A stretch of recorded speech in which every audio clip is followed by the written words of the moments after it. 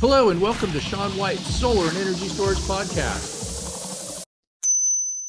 Today, our very special guest is Jessica Harris, and Jessica is the president of Harris Energy Solutions, also could be called HES. It's sort of like a combination of hers and hims, or I don't know, something, or it's missing the R. And hello, Jessica, welcome to the podcast. Hello, Sean. Nice to meet you. Nice to meet everyone. Hi. Yeah, Jessica is off in Austin right now, and Jessica is an engineer. And where did you go to school for engineering, Jessica? New Jersey Institute of Technology. I'm a mechanical engineer. And you didn't pick up a crazy accent there? I don't know. Maybe I've lost it. I've been down here in Texas for about 8 years. So, Is that where you're from, New Jersey? yep, New Jersey. Okay. Maybe you watch a lot of movies and Hollywood kind of gives you the more generic accent, or I'm from California, so I just think it's not an accent, but what do I know? All right. So you're an engineer and you have an engineering firm and you specialize in solar and storage, I guess. And how many engineers do you have working at your engineering firm right now? Actually, we've grown pretty dramatically in the last 3 years. I think we're up to 23 this week, technically. Yeah, it's really grown very quickly. And we really do more energy consulting, not so much energy engineering, but within the consulting, we are definitely more technical than other consultants. So maybe you could explain to people, because a lot of people here are just kind of learning the basics and stuff, like what's the difference between energy engineering and consulting, and why do you have a prime number of 23 engineers? Is that including you? Yes. Okay. Why a prime number of engineers? I guess primes are special. So that's one good thing. I'm going to have to hire someone immediately because it's not even, you're right. So if anyone's listening and wants a job, but the consulting really, it has to do with how you actually set up your firm, right? When you have an engineering company, you need to have a PE that's the owner. I'm actually working on getting my PE. Hopefully that's a couple months out. And so let's just mention too, that means professional engineer. And that's a license that you can get for your state. And also you probably took a PE class when you were in high school. Yes. Physical education. I'm just kidding. Oh, I got you. I was much better at that. Uh-huh. So yeah. Don't sell yourself short. But not only that, engineering is like very strict. The insurance on that is very different. It's a kind of a totally different structure than consultants. And I really think if you look at what we do, the consultant kind of narrative fits us a lot better. We kind of think out of the box. We kind of see the whole picture, where I think sometimes like design engineers, that's what typically what an engineering firm is, they get very locked in on what they do. While we are constantly doing new things, we're incorporating different projects. A lot of the things we kind of work on is energy master plans or energy audits, different ways to kind of look at things where, I think it's like, not that we're more open-minded. I don't mean to like bash any design engineers, but that's kind of the consultant flavor that I think a lot of people need. They don't have that expertise in all these areas on what is decarbonization, what makes sense for my building, my township, etc. And then we're kind of like that bridge between the contractors, the engineers, the architects, everything. We kind of just come in almost like as like an owner's rep and be able to speak on their behalf. That's not something they do every day, kind of a good example, all the fun Title 24 laws in California, right? Well, one of our entities. Well, we can explain that too. Like that's about energy efficiency and stuff, Title 24. Right. They have very specific requirements for new construction buildings that come out, right? They have to be solar ready, and there's like day one, day two, different instances. So like, for instance, that particular architect was like, this is brand new, like really new. Well, how do we even create conceptual layouts for this? Like, what do we do? And they were kind of on hold and they had to go out to permit that month, so that's what I'm saying. We kind of step in with all of our knowledge on how to create a PV photovoltaic system. We understand from their perspective, like there's so many options, right? They had all this HVAC equipment on the roof, but they have to put this in or they can't literally build the building, right? Uh-huh. So we kind of got really creative. We're like, okay, so unless you move all your HVAC equipment to the floor, and the HVAC designer was like, no, you can't do that, then either we can build a platform to kind of put them on, we can put it on a carport, you know what I mean? Like kind of, again, like thinking out of the box, not so rigid, looking at the problem that they have and all of our knowledge We were able to give them a ton of different iterations, and they kind of just brought that to the owner of the building, and then they kind of made a decision, right? It's kind of like we bridge that gap. Okay, great. So do sometimes people hire a consultant like yourself, engineering consultant, and also somebody that's going to be the engineer to do the drawings? Right. And then we work with so many people in this industry, like we could take on pretty much the whole thing. We work with different design engineers and all these different things. So we could even bring that in house as like one package. And a lot of times too, like we'll kind of be the prime again, and then bring a design engineer in if that's what the project entails. Or, a lot of things, which I think people don't realize too, especially with solar, which you would realize. But a lot of times, instead of bringing in like a structural engineer for like putting racking on a roof, like, if you're using panel claw or something, like they're going to do their own structural analysis and they're going to stamp and sign and seal that. You know what I mean? Like you can kind of go skip a little bit of steps and depending on the situation. And, a lot of times these manufacturers want to do it anyways. So your analysis would just be thrown away outright. So you can kind of get a little bit of efficiency and save some money there sometimes. Cool. So instead of getting too focused on one little part of the project and things like that, you can coordinate, get people together, and then you can help people save money too by using, say, for instance, the racking manufacturer's engineering that comes with the racking instead of hiring out somebody else to do that, and maybe even help them select another engineer to do different parts of the project and things like that, so they don't, end up getting ripped off or going in the wrong direction, I guess. Great. Okay, cool. And are you mostly working on C&I, which stands for commercial and industrial, which usually means roof mount or ground mount that's maybe not more than a megawatt, something like that? Yeah, commercial and industrial are basically our main clientele. The only kind of residential we would do is multifamily, where a larger type building. So you're sticking with the three phase, no single phase for you. You'd be surprised how many multifamily properties are single phase. I don't understand why, but yes.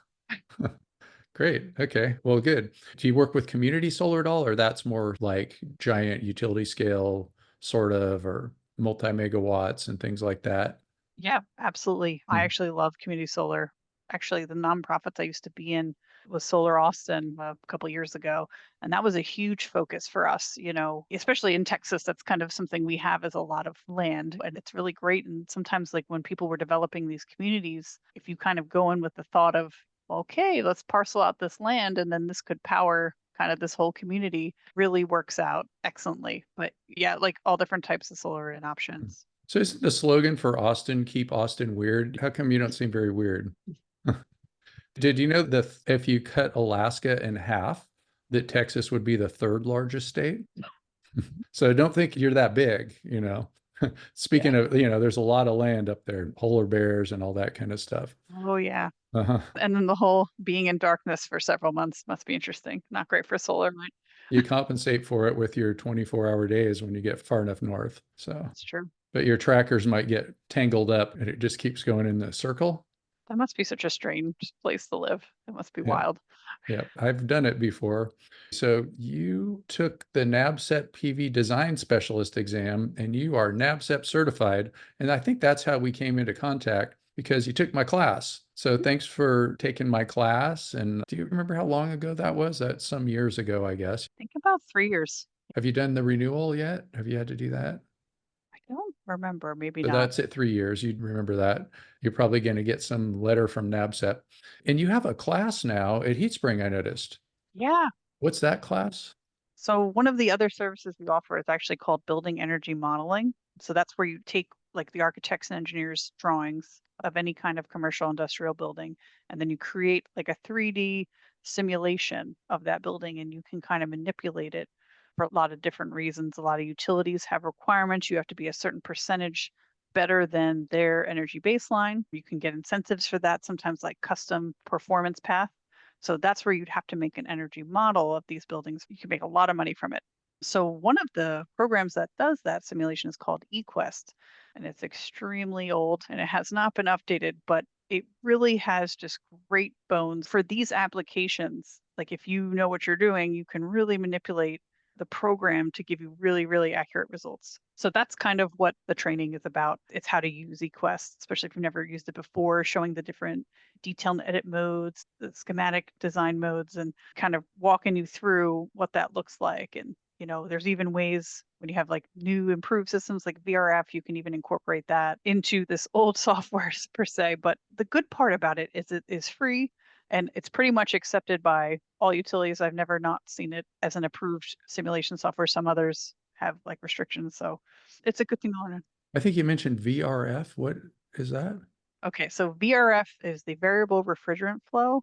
Oh, It's the heating and cooling system that uses refrigerant to move heat from the environment to indoor units, right? So this is kind of like one of the new and upcoming energy conservation measures one might recommend. And we find as long as you install it correctly, it can be very beneficial and save you a lot of energy. But something like that, obviously, since eQuest hasn't been updated, could be kind of challenging if you're trying to get an accurate consumption on the site, what it's producing. okay. So that variable refrigerant flow and eQuest is a software, and your class teaches people how to do all that.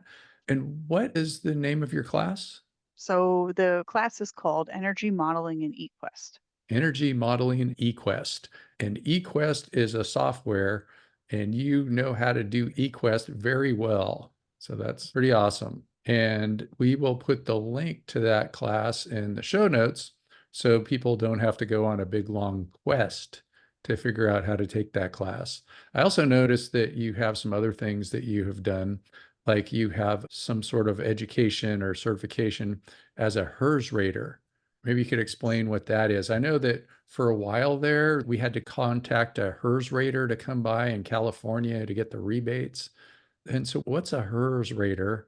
In fact, that sort of sounds like the name of your company because your website is HES, that's for Harris Energy Solutions, like HERS almost, rater, and it's HESconnect.com. So, what's a HERS rater? Interesting you chose that cert. That's probably the one I use the least, but it's okay. Yeah, so this is actually provided from ResNet, which I know I just told you all of my clients are commercial, right? And here we are doing this residential energy savings network, which is what ResNet stands for. Well, it's just like a credential, so it doesn't mean you have to do that. Like Right. when you go to college, you have to take English. I'm sure you took that class, but you don't have to use English every day, do you? No, I'm just kidding. Maybe Spanish. That's a good point. There is a component of the HERS rating, which kind of also leads back to the modeling. It's a different type. You use different programs, not you can't use eQuest, but those kind of look more on like if you have a multifamily facility and you're looking at like the individual units and what their score is.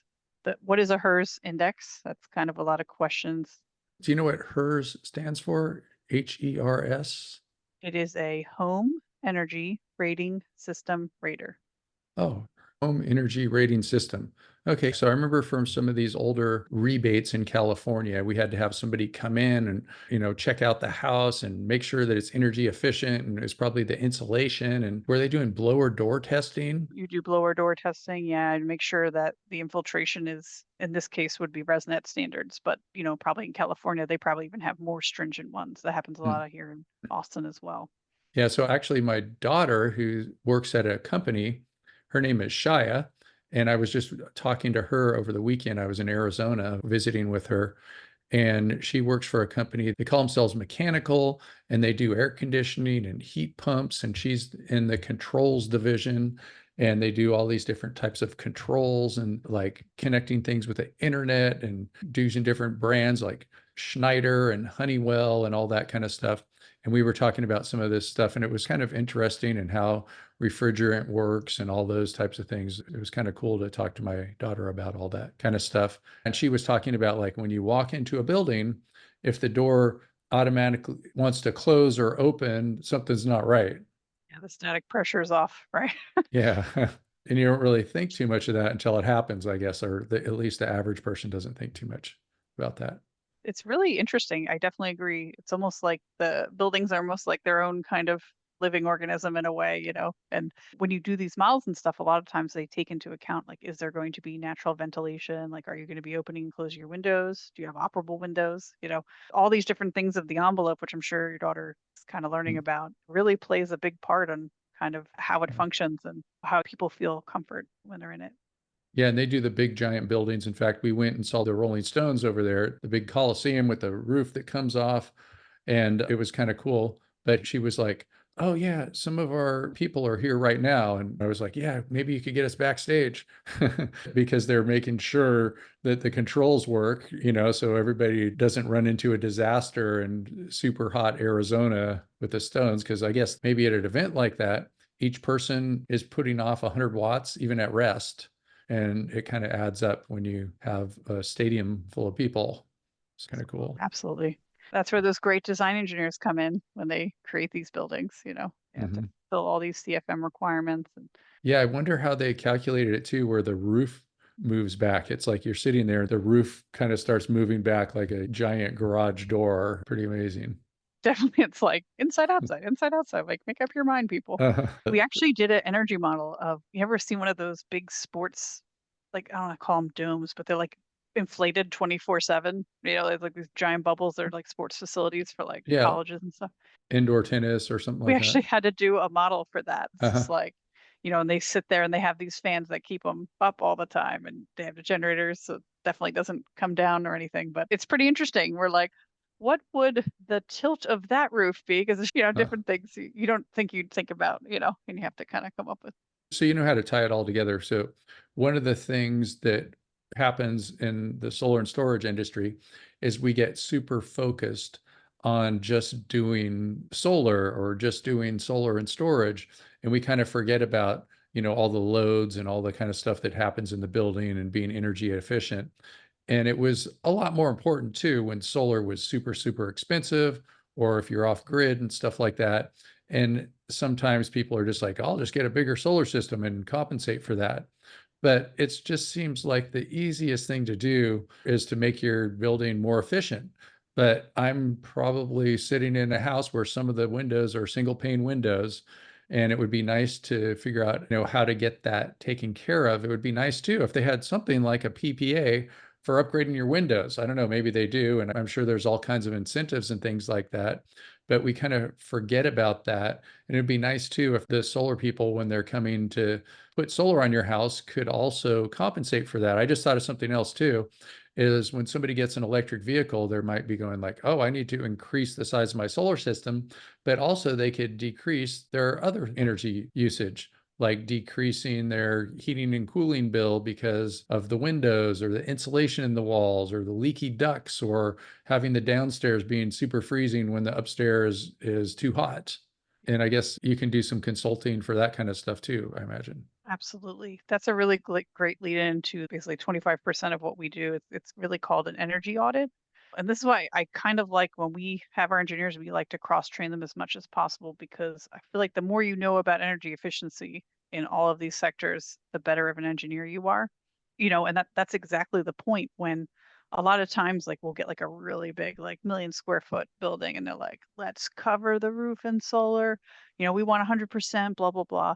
And I'm like, how about if we just shoot for 70 to 80% of what your on-site consumption is? And then why don't we reduce the internal through energy efficiency upgrades? And you bring up such a good point, right? You can't do all this stuff outright. This stuff costs a lot of money. And that's where I think that consulting piece that I was mentioning earlier really ties in well, because it's like, well, you really need to break this up in phases, right? Windows, like you mentioned, are insanely expensive, right? We did it one project, it was like 500 years, right? Like they don't pay themselves back.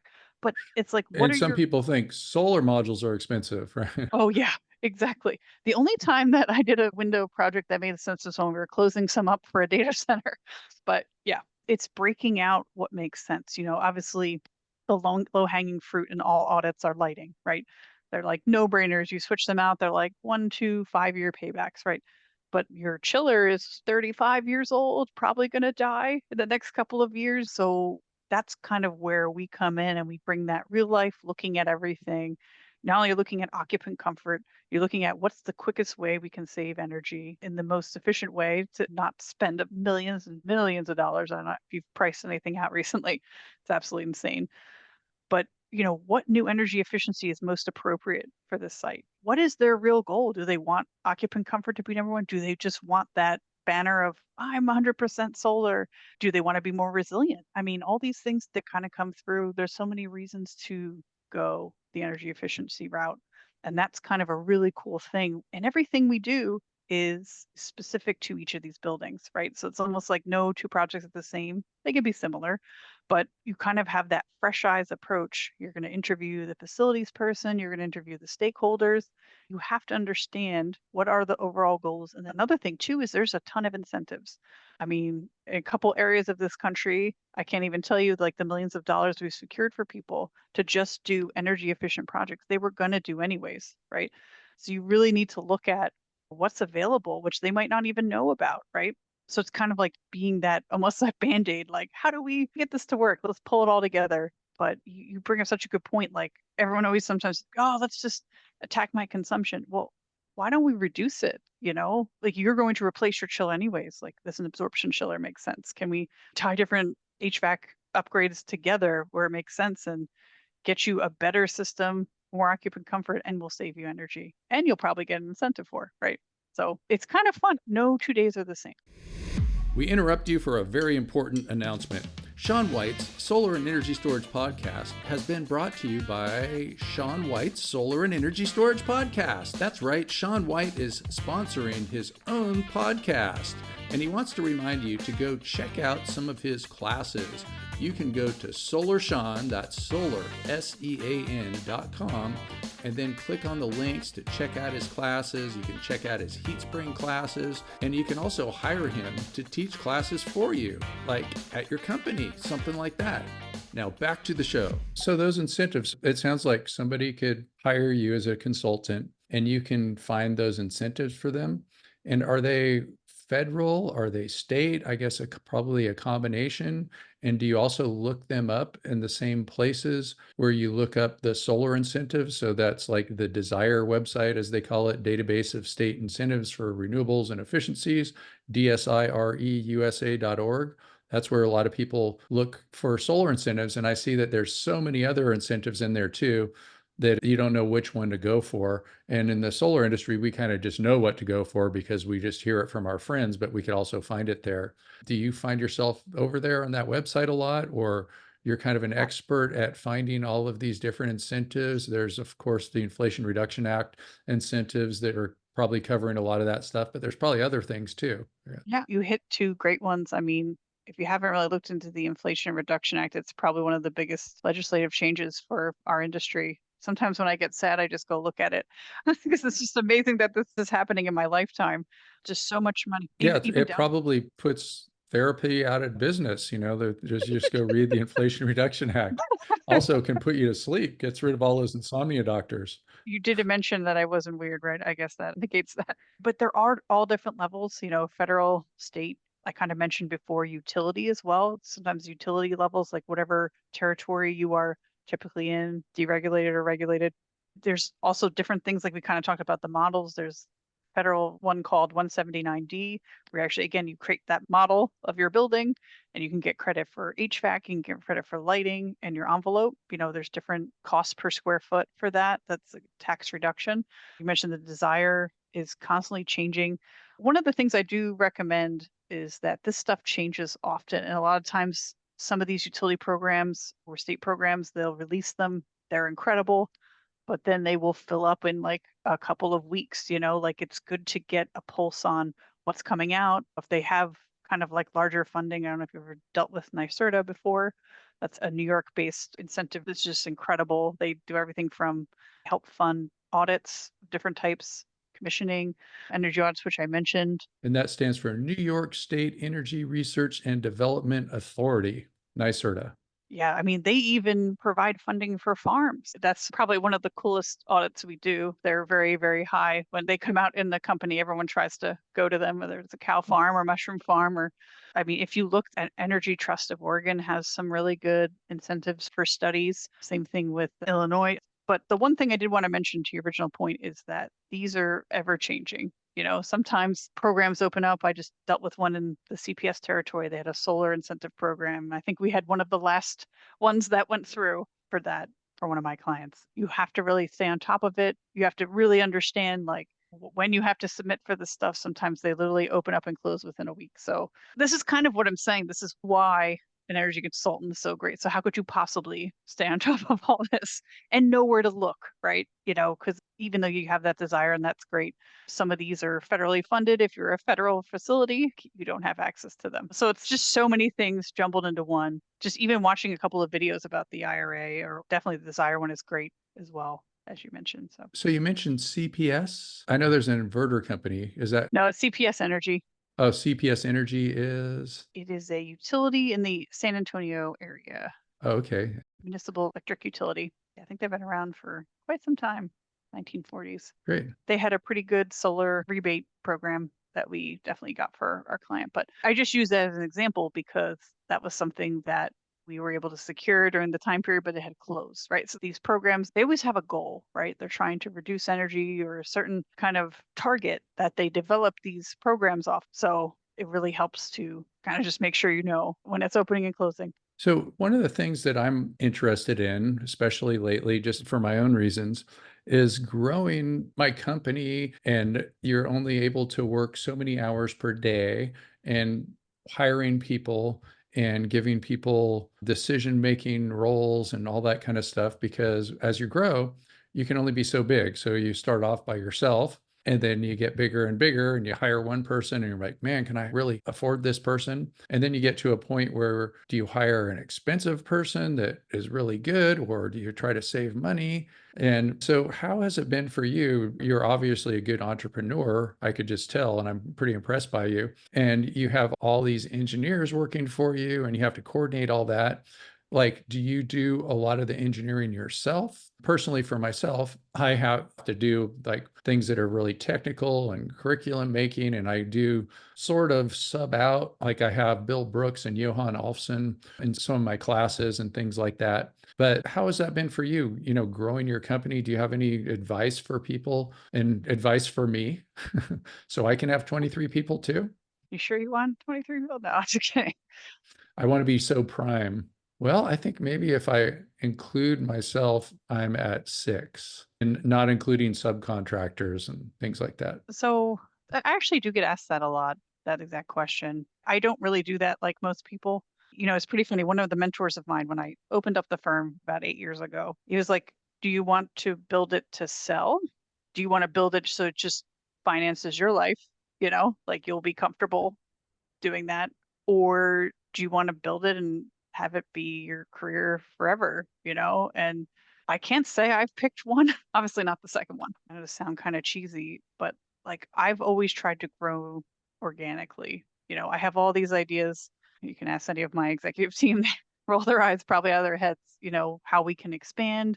We actually have strategic sessions every year of what areas should we be getting into, how big should we be getting? I originally was like, yes, 10 people, that will do it. And then we hit 10 and then all of a sudden we're at 15. I'm like, okay, I guess we're probably going to hit 20, huh? I always just get very concerned. Like, how the volatile nature of owning a business is. I never want to grow to a point where I'd have to let go people. That's like my Mhm. greatest fear. Right. And I think I kind of make a lot of my decisions with that in mind. And also another thing that I think I do different, at least I think I do, is we're a service industry. You're the same, right? So we're not like making widgets or anything. My people are the company, and how do you attract good people? And especially the last 2 years, I've really hit this hard.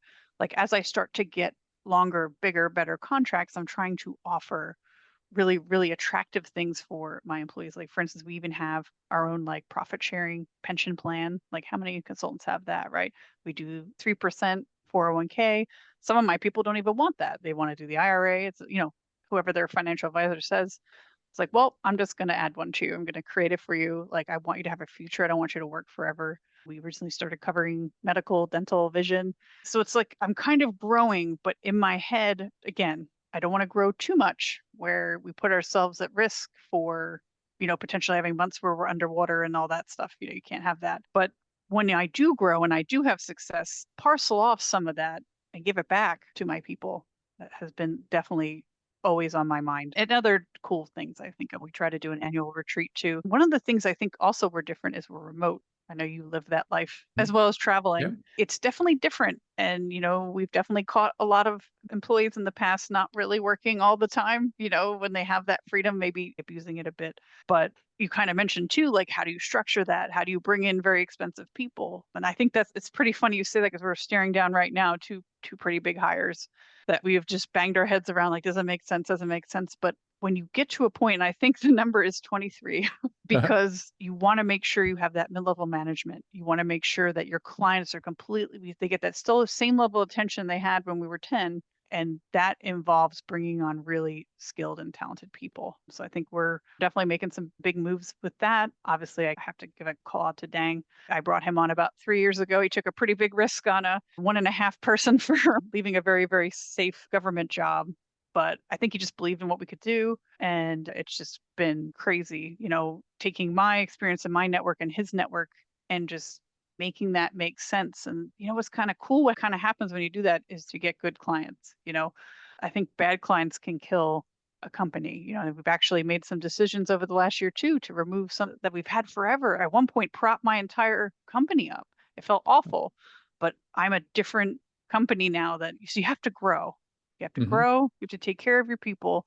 And like you said, sometimes you do have to kind of take the plunge. If you believe in this person, and we've gotten it wrong, trust me, but just you kind of got to take a little bit of leap of faith. I know some owners say, like, when you have 3 times their salary, you can bring them on. If I did that, I'd be dead. What was that again? If you have 3 times their salary? Yeah, like basically, if you have the work of 3 times their person's salary, then go ahead and hire that person. I'm like, seems like Huh. that's a little bit of a gray area. I look for more like 1.5, maybe, because you got to imagine when they come in, they will bring in their own work, right? Well, you're definitely an entrepreneur and you're definitely successful at it. And you do see a lot of people that get degrees, whether it be engineering or medical doctors or whatever it is, and they're super smart people, but they're just not good at running businesses and they might run them into the ground. And so, what's your trick? Do you have a business degree? No. But you could probably go teach business, it sounds like. Yeah, I mean, we'll see. I was thinking about that, but let me do it for a couple of years, maybe Uh-huh. at 25 years, I'll be like, okay, Yeah. I think I know enough. The one thing that makes you sound different from other people that I've talked to is you're just like, I don't want to hire so many people, so I would have to lay somebody off. Like, I mean, you're going to lay somebody off if they're stealing money or something like that, or, doing something really bad. But a lot of people in business school are just like, that's the way it goes. And we are on the solar coaster. However, the solar coaster, from what I've seen, is a lot smoother if you're working across different states. So if somebody was just like focusing on residential California solar, that net metering 3 thing, or if it's net metering at all, it would have knocked them for a loop. And so one of the things about me is I'm teaching all over the place. So even outside of the US, I have business. It's a little bit smoother, but then, you do have things like the Inflation Reduction Act and elections, and people get scared about that kind of stuff too, and all these incentives, and are they going to be around? And that makes things just a little bit different on that solar coaster. But it seems that your business too is seeing multiple states. I do see too that there's people that are entrepreneurs and they're like you and I, and they prefer to be on a little bit more of a roller coaster and have multiple clients instead of having a job where you work for one person and it's like having one client. You work for like a company and that's the way it is. Yeah, I think you bring up a lot of good points there. And that's actually one of the things I didn't mention. And I'm glad you reminded me. So you're talking about for you, you go across different states. You have kind of like, you don't have that limitation of being in one state, one service area, right? That's another thing we do. I kind of said the consultants, and I've kind of hit upon a couple of them. Like we have like 4 main pillars. Solar's one of them, right? Building energy modeling is one, audits is one, commissioning is one, right? So when you have 4 areas of which you can bring in work, right? And then training is actually another one, nothing compared to you, John, but Huh. there's these 5 sectors that we are constantly trying to get work on. If you put all your eggs in one basket, I mean, if I put all of mine in solar, there would have been like several months in this 8 years I had nothing, but then I had months where I had more than I could even handle, right? you kind of mentioned that roller coaster, but when you have such a diverse area of services you offer, I think that really helps kind of reduce that. We actually trying to get like bigger, larger clients. That's one of the things I'm like, well, what happens when we get them? And they're going to be like, whatever percent of our overall revenue, and it's like, oh, that's scary too. Then you almost become chained to them, become vulnerable. So how do you kind of counteract that? Like obviously you want bigger, larger, long-term projects. That's like every energy consultant's dream. But how do you counteract that and make sure you still are diverse in your other tasks? So I think that's kind of, I do it in services as you kind of do in location. And then another interesting thing might be worth mentioning right now is one of my other mentors mentioned that energy is kind of recession proof, right? And I think what he meant by that was that when things are going good, you have all these incentives, people want to do the right thing. Oh, okay, let's build that solar array we were talking about, or, let's upgrade the system because we have this great cash flow, blah, blah, blah. But then what happens when things get tight? What happens when your energy bill is off the charts and you're looking to save money? Then you're also looking at how do you reduce? You know what I mean? So I thought that was kind of a brilliant thing. And I don't know if that'll always hold true, but I do think even that you kind of mentioned like the elections, like in some cases it doesn't really matter, like either you're doing like the right thing or you want to be more efficient or you want to save energy and you want to save it badly and you're going to kind of figure out how to do that. Yeah, I've kind of noticed that my career too is almost the opposite. I mean, it's recession proof, but it even swings the other way. So when there's some sort of recession or fear, there's people that are otherwise comfortable in their jobs and they're like, oh, I better go get that certification so I'm the one that doesn't get laid off. And so I've seen things too, like with COVID, it was like it really increased my business. The time around when there was like that 2008, 2009 thing, it was really good for the solar training business. And also, when there is something like a recession, there's usually incentives to stimulate the economy and things like that too that help out get things going. I think another topic that comes up a lot for me, and I guess kind of what worries me is, a lot of people are pushing like decarbonization, they're pushing EV cars, they're pushing heat pumps, so these are just, they're pretty exciting for our career. So there's a couple things going on. So we have microgrids, decarbonization. So a lot of times we're asked to do studies like this for certain sites. So it's the reduction or elimination of carbon dioxide emissions from a process such as manufacturing and production of energy. So when you're looking at that on the building level, a lot of times the answer is to shift to electric, get off coal, get off gas, switch everything over to electric so then it can be fueled by low emitting carbon or solar or all these different things, right? So it's exciting for us for these different studies, but it kind of also ties into a lot of our suggestions. Also, in order to do that, sometimes you have to put in a heat pump. A heat pump. Yeah, sure. I always think of a heat pump as sort of like you take your air conditioner and you flip it around. Exactly. Yep. That's And then there's a ground source heat pump where in the cold of winter, you can take the heat out of underground, which is kind of a weird concept. It's absolutely like flipping it. So it's like your refrigerator. Heat pumps use electricity to transfer heat from a cool place to a warm space, making the cool space cooler and the warm space warmer, right? But it also is very heavily on electric use, right? But for decarbonation studies, it's like the perfect pairing. You're like, yeah, here we go. We're going to switch over. Yeah, I think they say it takes about a third of the electricity to make the same amount of heat Exactly. Yep. as a resistance heater. So Yeah. you can see why these suggestions are a great energy saver. And great with the IRA.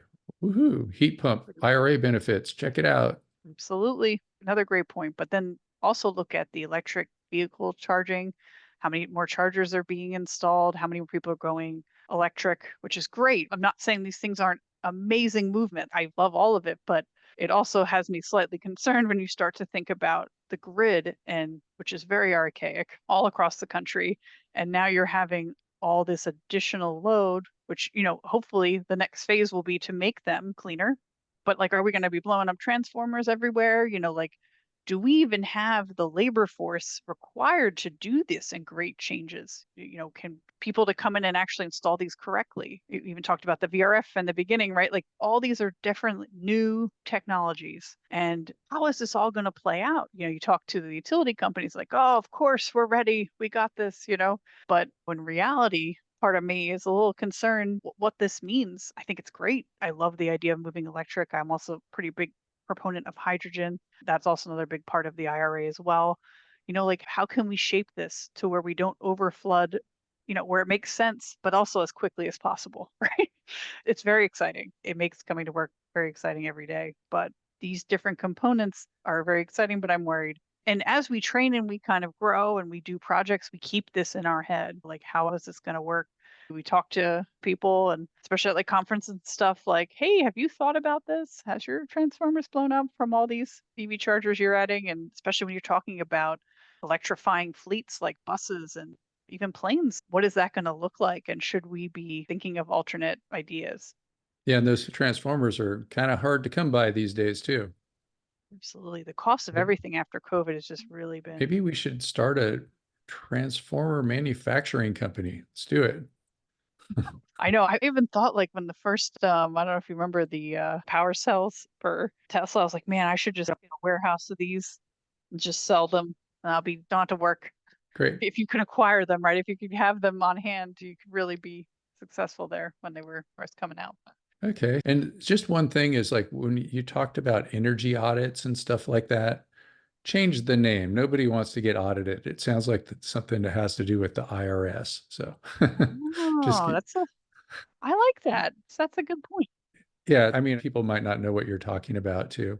And it's kind of interesting history too, is that's how heat spraying got their start. There was some kind of like, I don't know, was it called BPI, Building Performance Institute or something like that?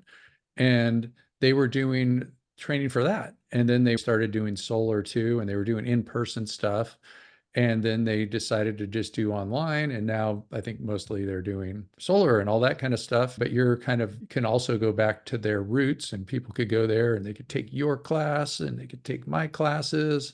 And I know that you took my class and you got your NABCEP certification, so people can do that too and follow in your footsteps and start big businesses and get huge amounts of engineers. I always think of how many letters that is too. So if the engineers have EE after their name and you had 23 of them, that would be 46. And that's like DNA. There's 23 Hmm. pairs, like Hmm. 23 and me. So there's 46. So you could go think you got 46 legs working for you and 46 arms, 46 index fingers, pretty amazing. Well, unless somebody had an accident, maybe somebody's missing a Oh, finger. geez. Oh, man.